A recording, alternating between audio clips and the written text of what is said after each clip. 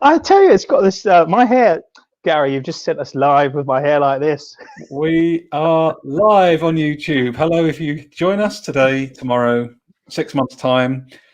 Today, I have the awesome Paul McCarthy with me, and we're going to have a chat about right here, right now. How are you, Paul? And what is in that cup? Tell me. Gary, I was just fixing my hair. Thank you. This is at 7 o'clock in the morning for me over where I am, and so a cup of Yorkshire Builder's tea is in my cup to this morning. So keeping me stimulated.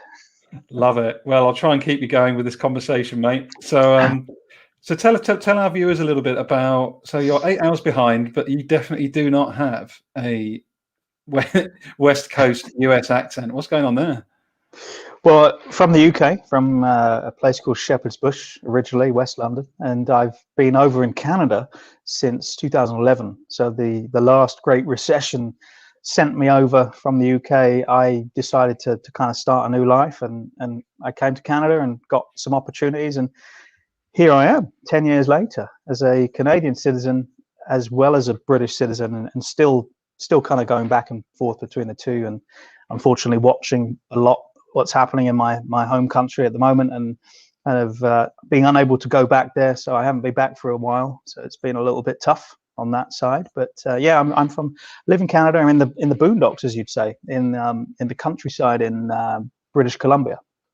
So yeah, feeling quite relaxed and have a lot of gratitude at the moment. Good man, good man. Well, the really cool thing is, for those that might be watching us now or listening to us, this is the first time I think we've actually seen each other like in motion, because like we've been on LinkedIn, we've been on Clubhouse. Yeah. It's the first time we've actually looked at each other with like motion, which is really weird. So as we get going, this show, as you know, right here, right now. Tell us, Paul, like what's on your heart and mind right here, right now, in this moment. Well, before I do that, I have this thing that I just want to clarify with you, and I may be wrong, but when you named this show right here, right now, in my mind, I've got this song right here, right now, Funk Soul Brother, check it out now. Is that the basis for which you named this show, Gary? Just tell me, live on air. Yes.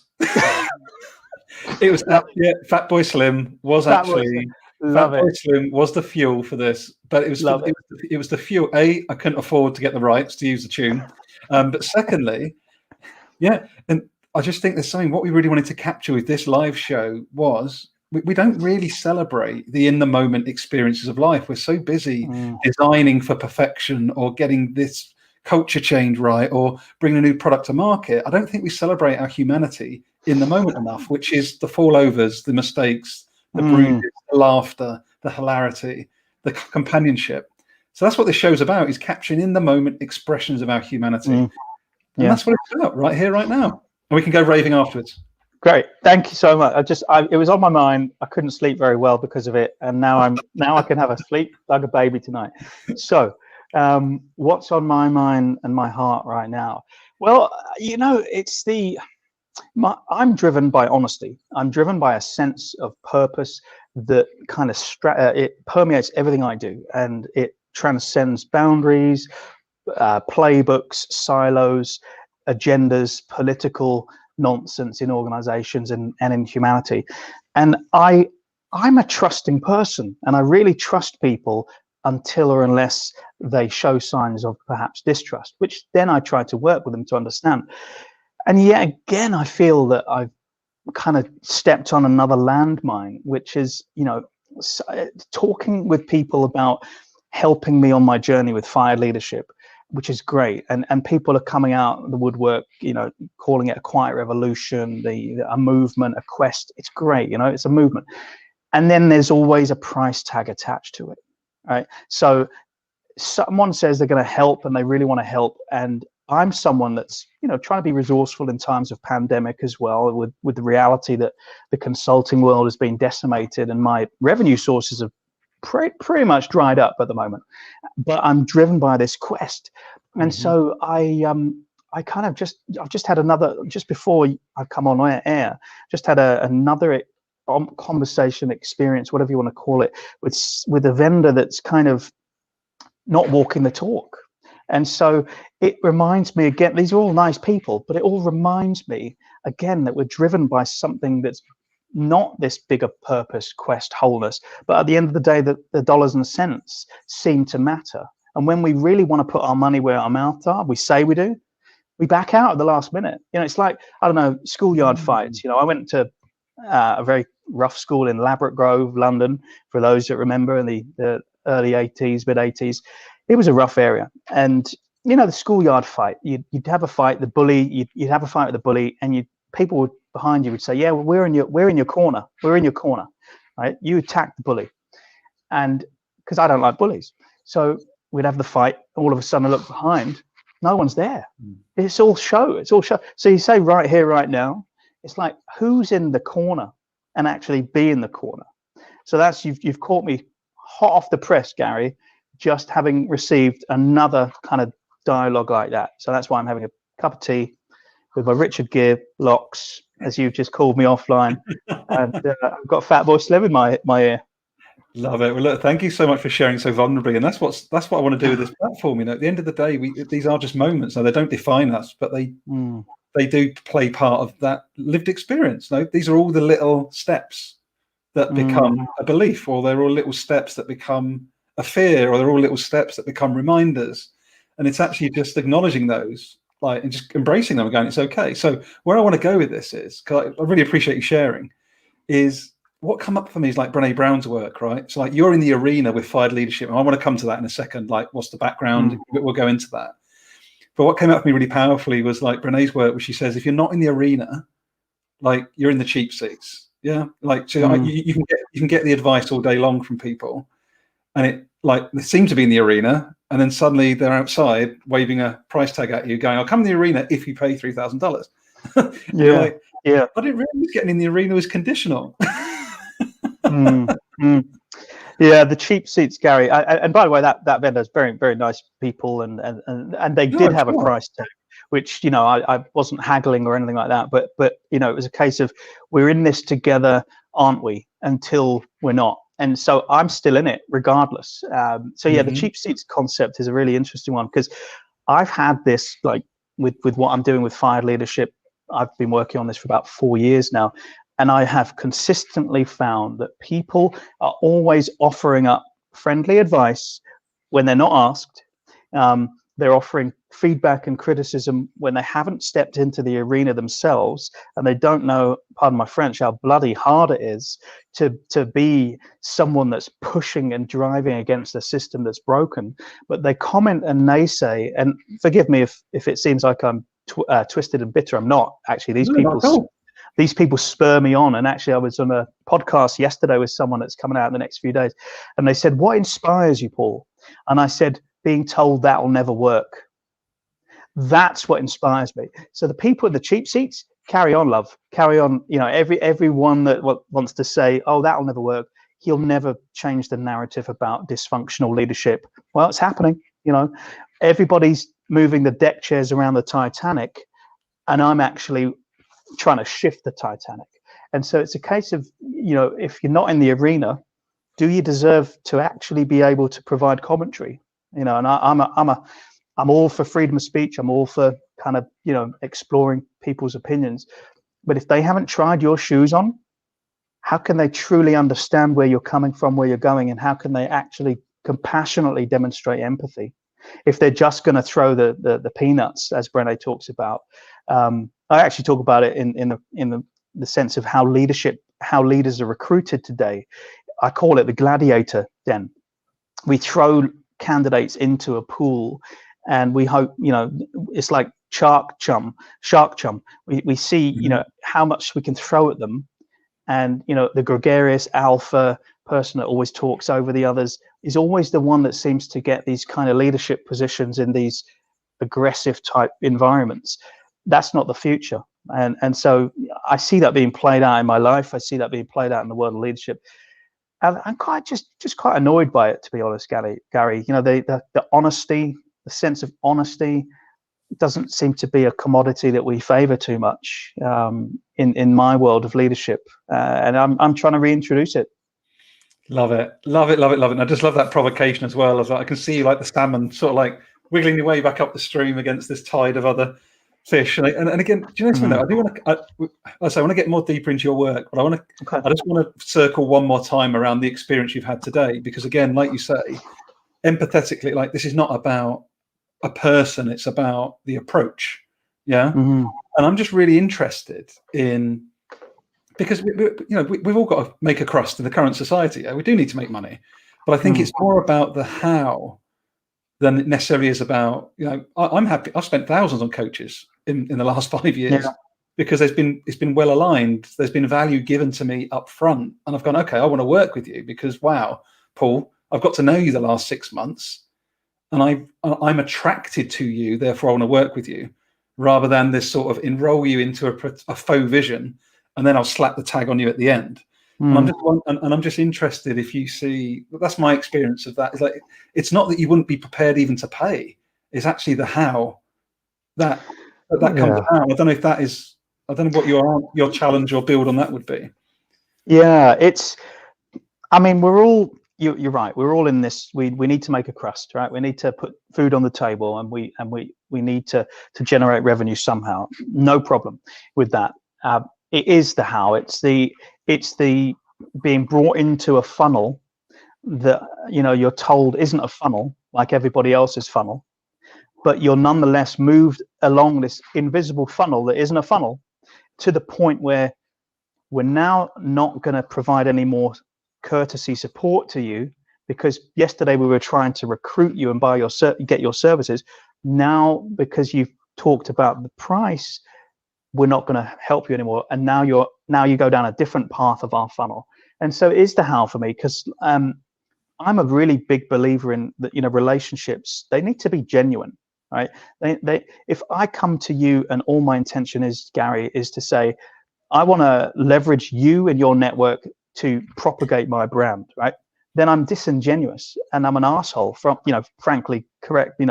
Apologies for those who are offended by swearing. Right, we had Tara yesterday. Don't worry, we had Tara. I know. I did. She set the bar. So how could I ever follow that? And it's 7 o'clock in the morning. I'm not drinking yet. So, but it must be 5 o'clock somewhere. But it's that kind of, how do you relate to people? And people can sniff out those that are disingenuous. Again, not that any of the vendors I've talked to are. I want to clarify that. But I've seen so many that are. And they use the same taglines, they use the same language, and they really get me excited, right? And I'm already excited by what I'm doing anyway. But I think finally they get it. They're not just trying to sell in a Machiavellian way. And I've been in management consulting for 25 years, so I've seen all the tricks of the trade. And now all of a sudden we have this new age kind of, well, let's go and work for yourself, be self-employed, earn 6 figures, earn 7 figures, but it comes at a price tag. And it's kind of just, it's this commercialization, this commoditization of trying to position myself to help you that I have a problem with. And I'm a fired leader, right? So we'll get onto that and what that means. But one of the tenets of a fired leader is they cut through the crap. They say it how it is, and they don't waste time on bureaucratic, meetings, inefficient outcomes. They just say it as it is. Now, I want your business. What's the best way to get that? Here's how my alignment, my philosophy, my purpose aligns with yours. Shall we talk? Not take me through a grooming process, and then all of a sudden, when I hit back and say, you know what, I'm being vulnerable because my finances are depleting. I'm not a millionaire at this point. I can't actually bankroll what I'm doing out of some trust fund like a lot of people are out in the world, who then say that they're less fortunate. I'm bankrolling this shit, out of my own capital. So as I'm building an ecosystem, I'm genuinely excited when others join it, because I know what we're trying to achieve and I know what we will achieve. But yeah, it's the how to me. It's all about the how and how you approach things and how you deliver, quite frankly. Amazing. So tell us then a bit about your how. So fired leadership. Yeah. So tell us a bit about that. So this fired, what is it? And yeah, let's just start there. Like, what does it even mean for those people that are going fired leadership? Curious. Like, take us through a sort of a high level overview of what it actually means. And by the way, the sun's coming up right in front of me, so I'm trying to dodge the sun, which is a great thing. I can sit here and say, after we've just had Earth Day, that the sun is coming up again. So I'm really appreciative of that, even if it highlights my, my wrinkles. But yeah, thank you again for coming up. What is fired leadership? It's an antithesis to leadership. It's an anti-leadership approach. It's not another leadership book. It's not another framework. It's not another, oh, here we go again, eye rolls, another leadership menu item. It's actually saying that the approach to leadership doesn't work. The way that we've approached leadership development is ineffective. I show that by statistics, peer-reviewed research, case studies, all that. But it's really something that came about from my experience. I've been a leader that's been fired 4 times, in fact. This is a taboo subject worldwide, right? So not many people like to talk about being fired. They chalk it up to experience. They massage their egos and their resumes. We all do, so let's not pretend we don't. That gap year, that we always have when we finish a role. No shame, by the way. Like, I'm actually trying to reshift the narrative to say a couple of things. Firing is perhaps the best thing that's ever happened to me, right? So I celebrate it. So far from being a self-help book about there, you've been fired, we'll get you another job. Actually, it made me question the institutions that I'd worked for. It made me question the structures. Actually, I'm going to have to do this blind. Do you mind? Go for it. You'll see a little bit more of me than you expected to. No, as long as it's not too much, Paul, I think we'll all be fine. Wait, is it? Well, listen, I know your background in, Fat Boy Slim. So many a messy night. Many a messy night. All right. Oh, how's that? Yeah, that's good. Yeah, perfect. There you go. Yeah, okay. That's good. Yeah. Excellent. I get to see you, your beautiful face, and I get to see the sun out there. All right. So I'd been fired because basically I demonstrated the qualities for which I was hired for. Right. So I went through very time-consuming, very expensive leadership recruitment processes, demonstrating the whole time, on average, between 6 and 9 interviews, the type of leader that I was. So what do I mean by that? Well, someone that thinks differently, and I think and dare to act differently. That's the fresh thinking. That's the F in the acronym that would later become fired. I didn't know this at the time, but this is why I was fired. The I, I'm inquisitive. I ask a lot of questions. I unearth stones. I never settle for the first answer. I challenge. Even if you're the most senior person in the room, the idea is the idea. It doesn't matter where it comes from. But we live in this draconian, matrix-driven command control approach to leadership, unfortunately, that rewards the best idea as equating to the boss's idea. Not true. Real and accountable would become the R. You can see from our interactions right now, there's no veneer, there's no mask. This is who I am. I turned up as a real leader and accountable for being real. So not just a one-page laminate on a wall that said the words integrity, transparency. And then when we try to show that those things, how they work out and play in real life, there's an incongruence. With me, to coin what Frederick Laloux talks about in reinventing organizations, I don't wear a mask. I turn up to work as I am, right? I'm a whole being. I lead with wholeness, integrity, and purpose. I don't fake that shit. E became expressive and challenging. So again, standing up for ideas and representing the person that didn't have a voice and actually pushing boundaries. Again, I was hired to be disruptive. I was hired to provide dissenting perspectives, challenge the status quo, go against the grain. And when I did, I stepped on ego-based landmines. They didn't like it. The D, direct and transparent. We all know in our vernacular in the world, we play the politics, we play the political game. Why do we do that? We don't have to. In this dawn of a new era, in the way that we're structuring organizations, in the way that leaders are being identified and aligned, that if their sense of purpose doesn't align with the organizations, they're going to walk. Right? The new currency of leadership in the future is going to be purpose-driven wholeness. I cut through the crap. I don't play the political game. Direct and transparent. I call it how I see it. Like Gary, you're old enough like me to remember Roy Walker, right? And the catchphrase show. The viewers out there who don't know that catchphrase was this kind of like nine square screen that would count down from 60 seconds or so, and it would take a square away at a time, and what it would reveal would be a famous catchphrase. So what I do is I name what I see, right? And that's what Roy Walker used to say, right? Name what you see, name what you see. And all of a sudden you take the square away and you can name the catchphrase. Well, I apply that approach to my leadership, Gary. I name what I see, right? If on the wall and on the surface people are saying we're united, we're aligned as a leadership team, we're honest, okay, then why do you have silos? Why do you have meetings before the meetings? Why do you have post meetings for the meetings? Why do you sit around the performance evaluation table at the end of the year and not use performance data to assess a candidate's promotability, but you use whether they attended the latest cocktail party and made you laugh? That's not being direct and transparent. That's anything but. So I was fired for these things, Gary. Mm-hmm. 2 major consulting firms, 1 boutique startup and a boutique consulting firm, because I practiced what I preached. I delivered what I said. Another British idiom, the Ron seal, do what it says on the tin.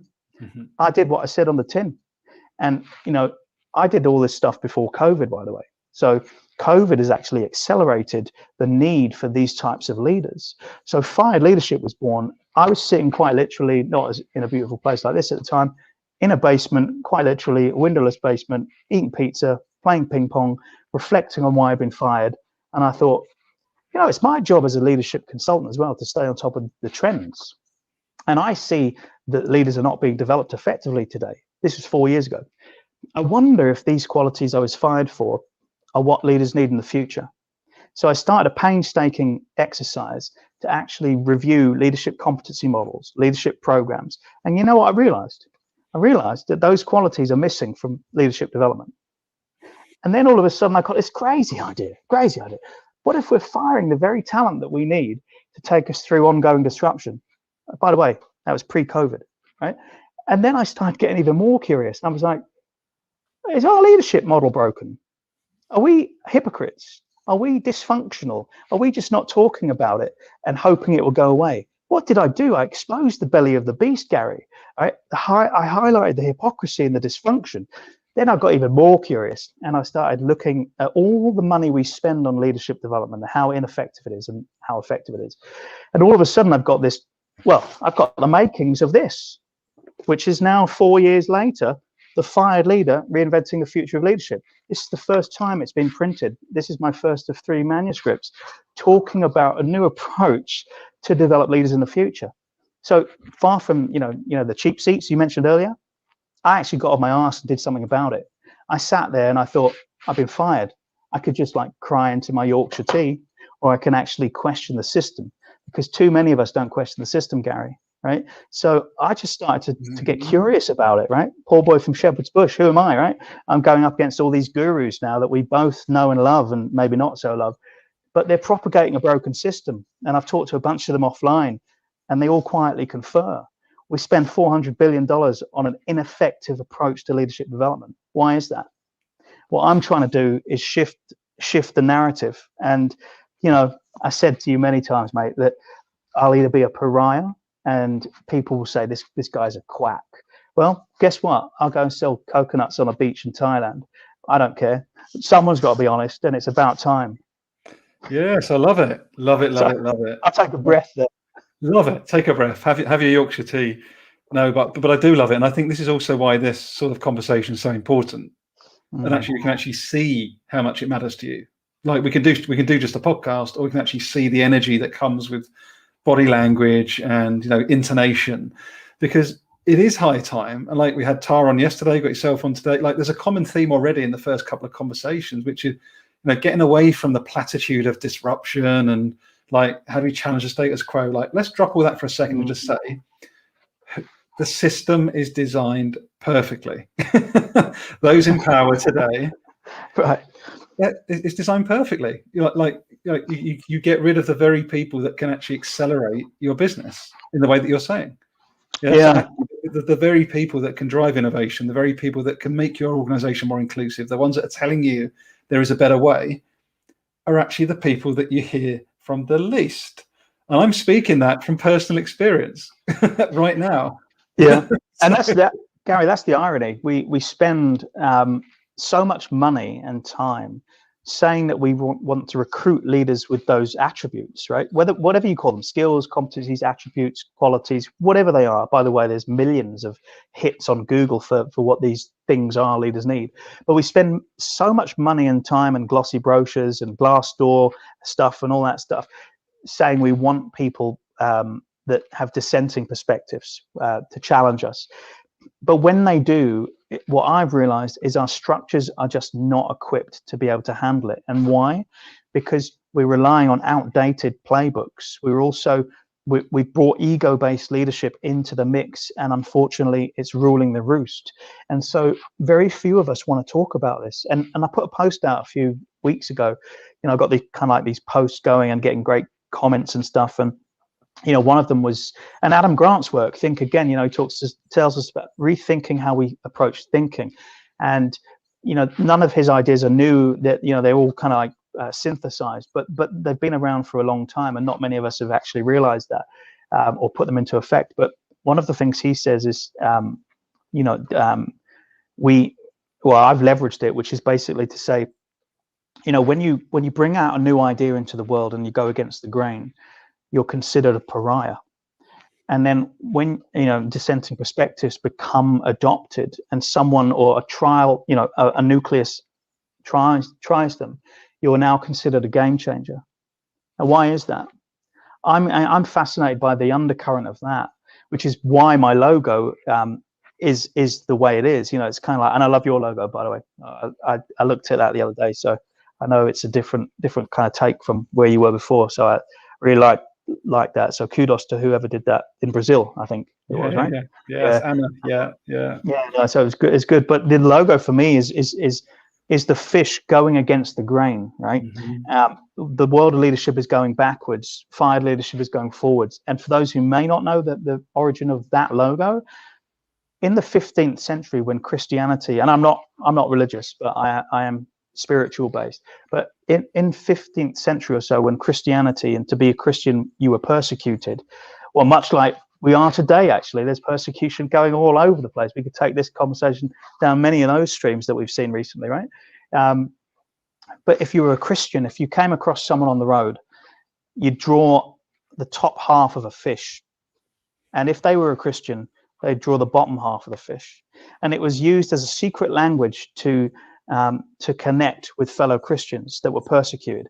Now, I'm not in any way saying that fired leaders are persecuted to the same extent that Christians were, not at all. But what I am saying is that leaders who display the fired qualities that I've just mentioned are persecuted. They are misinterpreted. They are misunderstood. They are seen as modern day kind of pariahs. And the organizations that they work with, they spent a lot of money taking them on, getting them onto the organizational into the structure, and then they've squashed the very things that they've hired them for. And I'm not going to reel off facts and stats, but I can tell you that this is a $7 trillion issue, right? Like this leads to disengagement, toxicity, politics. The average cost to replace a leader of my level was between 214 and 400% of my base salary. Right? That's just financial costs alone. Then look at everything else involved. This is its own pandemic, Garry. And my fear is if we don't shift our paradigm about the future of leaders that we need, we're going to continue to get what we've always got, which is a dysfunctional system that no one or very few of us want to talk about. See, and I think this is the really important point I want to pick up on what you just said. The very few want to talk about. And it's actually the few that are protected by maintaining the status quo. And that's the challenge. That's the challenge. The very people that are signing off the investment in maintaining the status quo. Like, who else would put $7 billion down the drain with something that they know doesn't work, unless it's to protect your own skin?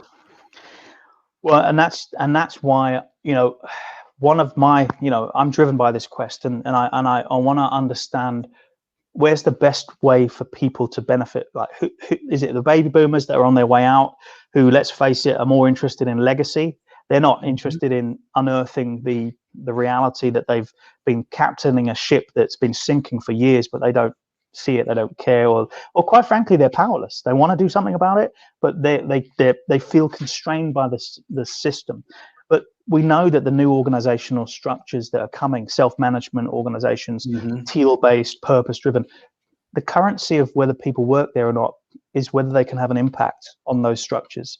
In fact, we will have structureless organization. Now, some people might read and hear this and say, never happened, but it's happening right now. Some of the household names we know around the world have radically shifted the way that they organize themselves.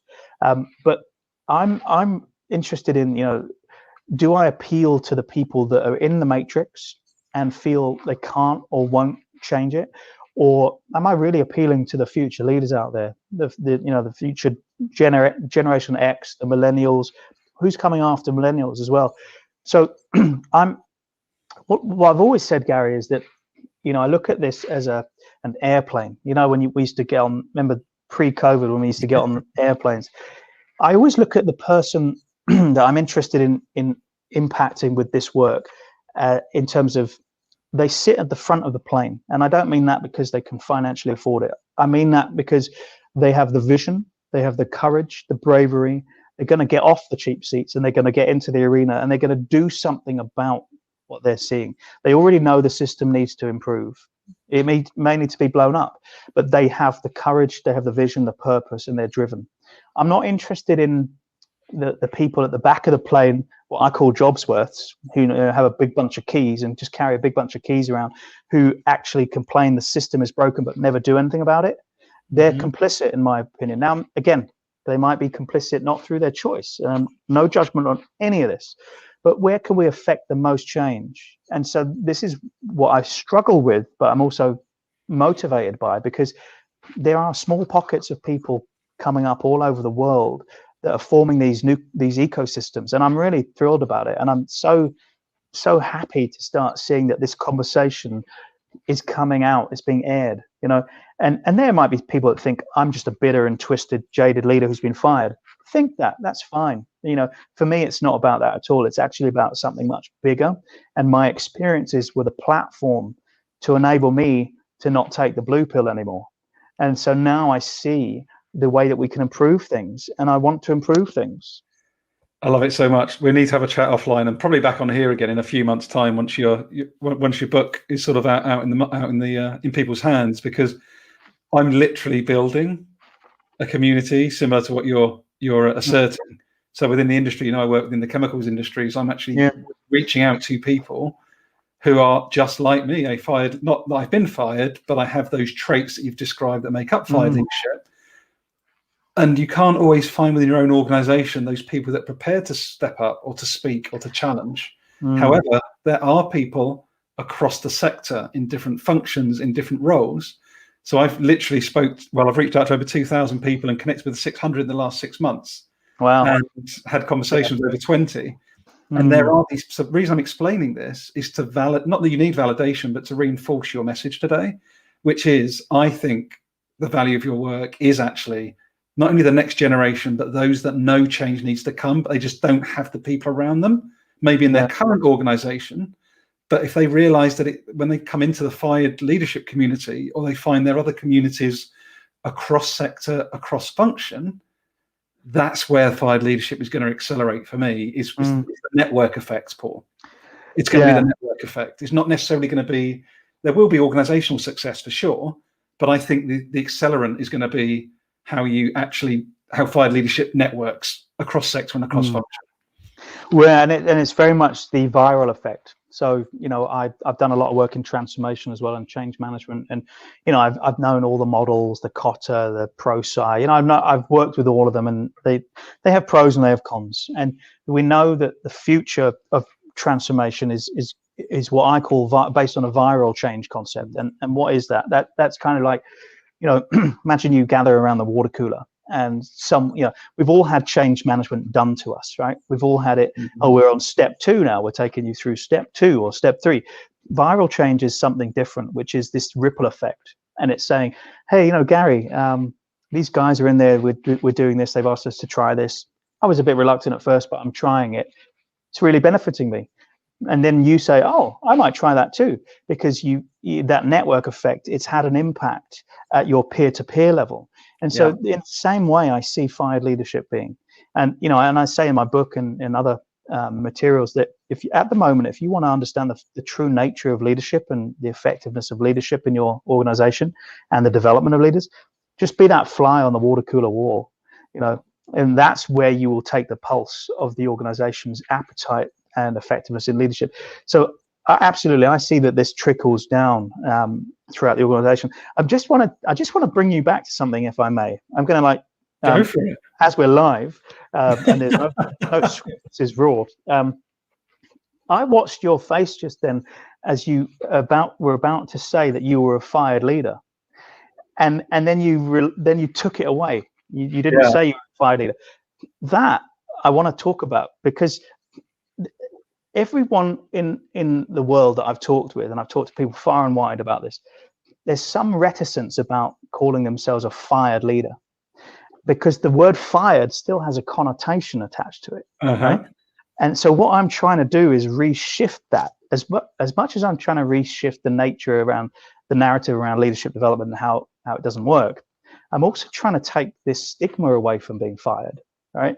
Because we live in a world, unfortunately, where if I put that label on myself, then others that may not understand it can then look at me and label me differently. And I've got first-hand experience of this in myself from where I've been fired. I went from a top revenue producer in these firms and being loved, quite frankly, not being arrogant at all, but I just generated a lot of revenue for these firms. And then when I'm fired, when I meet these people in airport lounges, or I see them in airport lounges when we were allowed to travel, or in the waiting line for something, it's like I'm a pariah. It's like I didn't exist, but I just produced like $3 million for your firm. And now all of a sudden I don't exist. And it's that stigma, right? It's that stigma that I want to talk about with fired leadership as well, because I want to reframe the paradigm. That annoying mosquito that always kind of attacks you. This is essentially sometimes what a fired leader looks like when they're thinking with their fresh thinking, right? So they come in, they ask questions, they look at new ways to do things. If you don't understand that they're a fired leader and they have these qualities, you'll just think they're annoying. You'll just think they're trying to question you and one-up you. But it's about looking at it holistically. And it's not an overnight job for me, by the way. It's going to be a generational thing, I'm sure. But it all starts with us looking at the stigma that the word attaches to us. So I'm really interested because I've met a bunch of fired leaders. But when I mean fired, they demonstrate these qualities, right? But then automatically their brain goes to, but if I'm being fired, that means I'm not liked. Actually, not really at all. So I'm just curious. So no, it's great. So there's actually the honest response is, that reaction for me was that I still work in corporate. So I haven't actually been fired. But maybe after this conversation, I might be. so that was actually, so for me, that was actually the momentary, like, oh shit, no, I'm not fired yet. However, there was I have been fired once before. I remember it really, really clearly. Back at the Millennium New Year's Eve, basically the Y2K, and I was working as a recruitment consultant in testing. I was awful. Like, I was really bad at it. I deserve to be literally fired. But what I can say about that experience, credit to them, the way they did it was with such empathy and care. And we really don't want to be doing this, but we've got a business to run, and you're just not up to what we need. But here's a month's money. We know it's upsetting. I had tears, but they were just like, look, please don't take it personally. It's just the wrong place for you. We shouldn't really have brought you in. It wasn't a great fit. However, it wasn't your fault. We made the mistake. Here's a month's money, and like, good luck type thing. Yeah. So they're the two intertwining things. My actual reaction was more about, I'm not fired yet. Well, can I take some of your responses and because I have another thought. When you say the second example was, it's just not a fit. Move on. So I just want to unpack that a little bit, because this is what I've heard a few times, actually, in my experience. You just don't bleed green, right? And I'm not going to talk about the name of the firm, but that's their logo. It's green, right? You just don't bleed green. You don't laugh at the jokes that the partners make, you don't kiss the right ass, right? Mm-hmm. You're just a bad culture fit. You don't fit in. I've heard those things many times from other fired leaders, and I've seen them from the research. Basically, what that does is that still protects the system, right? That says you're different. In your case, I'm not saying this, but in your case, it sounds like you were woefully not suited to the role. Yeah. And by the way, I'm Mine was competence based. So when I talk about being fired myself and other fired leaders, I'm not talking about competency. They didn't steal from the cookie jar. They didn't do any unethical, immoral things. They turned up simply the way they were hired to turn up. Mm-hmm. Let's be very clear. That's what I'm talking about. Yeah. And so when I've done that personally, I've kind of been labeled as an outlier. Because I question too much, and so I get on the blacklist, right? Which is basically, this guy's never going to be promoted because he asked too many questions, which would expose the dysfunction, right? And so for me, when I hear what you just said about bad culture fit, all that, we are putting a band-aid or a plaster for anyone in Europe, understanding that lingo. We're putting a band-aid or a plaster onto a broken system, and we justify it to ourselves and the others in the organization by saying they just didn't fit in. It was a bad culture fit. Mm-hmm. How many times do those in the recruitment industry, let's be honest now, in the leadership recruitment industry, how many times do they ever question whether it was the system's dysfunction? Great question. They always look at the candidate. They always look at the person.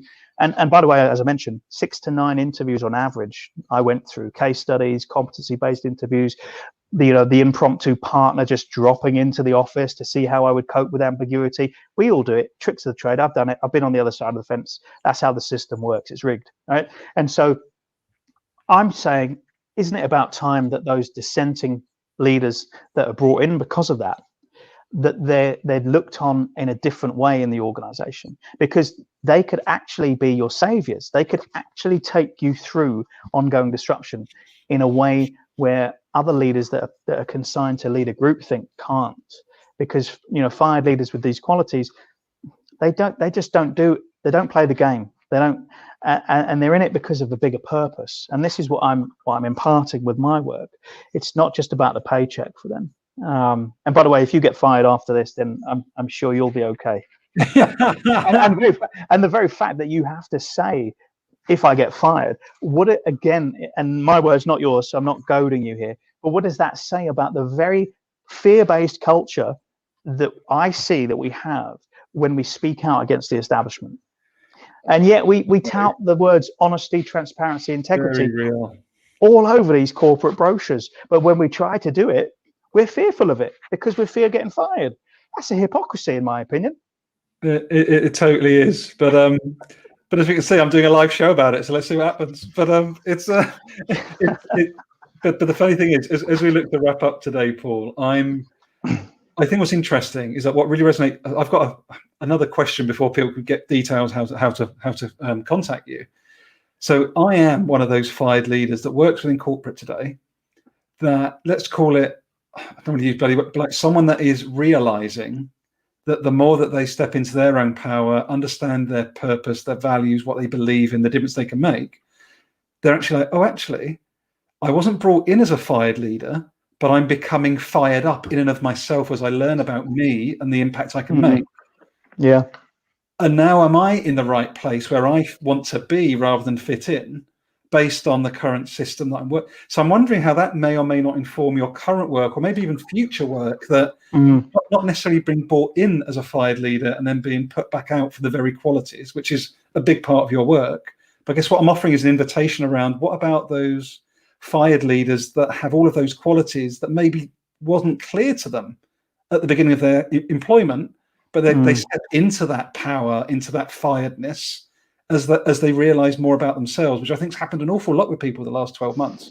Yeah, it's a great conversation topic. And just before I answer that, you talked about, you alluded to purpose, and we talked about purpose a little bit. And I wanted to just be clear on what I've found from my research, that basically purpose is going to be the thing that leaders and non-leaders select as the the way in which where they work, right? So I think it was EY that did a survey that found in 92% of the thousands that they'd surveyed that purpose drives the satisfaction in their work and their decision to stay in the organization.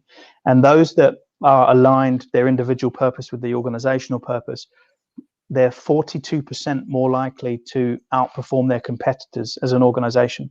So there's not just a real ethical, moral reason for listening and aligning to your purpose. There's a real business case for it too, right? Mm-hmm. So purpose is really going to be the currency. You talked about, okay, I'm a fired leader, I've got these qualities, I'm in the organization, I've just realized it, right? Okay, so great, because one of the things I'm doing with my book is actually in the final section is I'm giving away, I estimate, about $3 million of consulting work, because again, that's another thing another challenge I have with lots of books is that they give you the 3 or 5 things to do, but then they direct you in the funnel to their expensive products and services, right? And I want to open source the future of leadership. I want to open source it. So I've given away a roadmap, soup to nuts, end to end. And in that, it talks, and it's not prescriptive, take what works, modify it for you, whatever works for you. But in that, one of the things I do is I talk about the need to reflect and audit your own leadership approach, your own leadership style, your development programs, and look for ways to integrate the fired qualities into your programming, your existing structures, right? And your way of leading. I'm not suggesting that we overhaul and completely throw out your leadership development approach in an organization. I'm looking at ways to help you augment it, to see where your fired qualities already appear.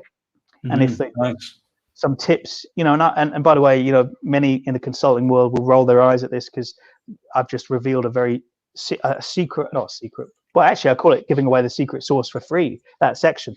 But let's say I want to map your competency framework to the fired qualities. As a consulting firm, I'd probably charge you $150,000 to do that.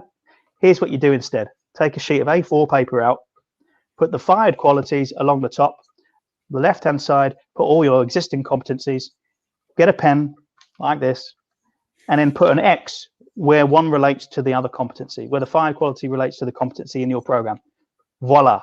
At the end of that, you've got a cross-reference map to see where the fired qualities integrate to your existing competencies or not.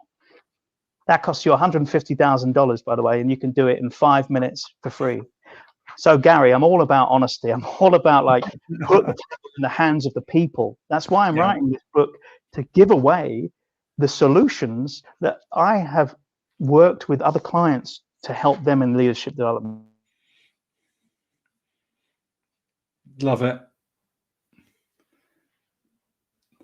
Oh, I think I've lost you right at the end. Is it me, Paul, or have you disappeared? Give you a minute and see if you come back.